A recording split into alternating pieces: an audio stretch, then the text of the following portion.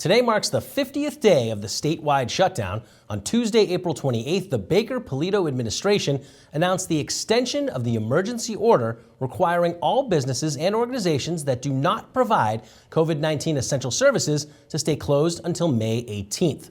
Businesses not on the list of essential services are still encouraged to run operations remotely. This order also extends the existing ban on gatherings of more than 10 people. The stay-at-home advisory will continue to remain in effect. Governor Charlie Baker also announced the formation of the Reopening Advisory Board.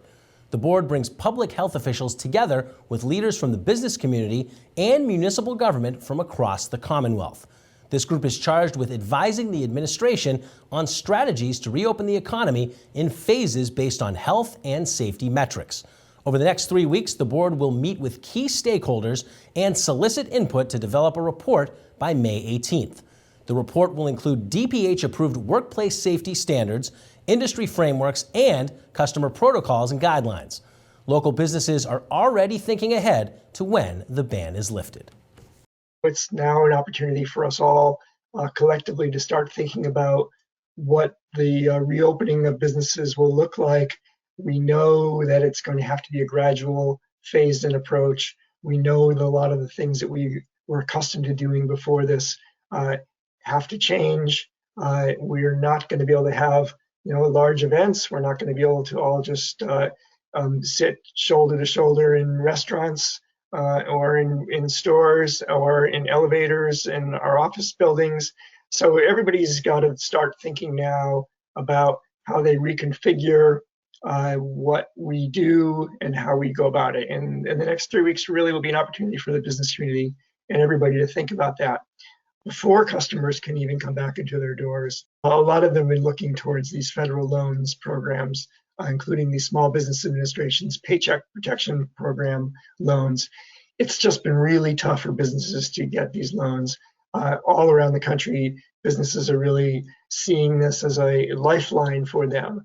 So we've heard from a lot of NETA businesses. The good news is a lot of local businesses that have gotten their loans and they've got them, and that'll help them get through the next 8 weeks or so, paying employees, paying rent, paying for their utility bills. But it's really only a stopgap for those businesses, and it's even harder for those who have not been able to secure a loan and probably won't, because those funds are expected to run out again this week.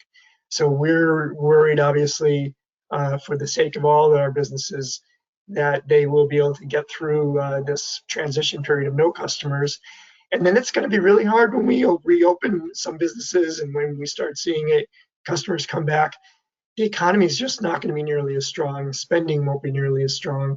And so I think even once the economy and stores reopen, there's going to be a lot lower sales level than what we're expected. So paying rent will be really challenging. Paying and bringing back employees will be really challenging. Keeping your inventory fresh will be really challenging.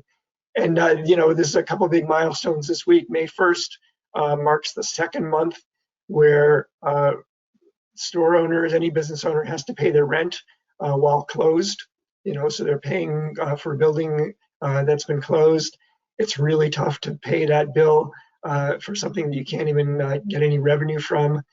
There's some ability for business owners to delay payment, but they're still going to have to owe it at the end. And so at the end of the day, they have to have confidence that if they don't pay their rent now and they defer it by working on something with their landlord, that ultimately, unless the landlord is going to forgive that, they're going to have to pay it eventually, and they may not have the means to pay it. So we may see businesses that are unable to open once they're allowed, or businesses that 6 months after we see a gradual reopening, that those businesses realize that they just can't make ends meet.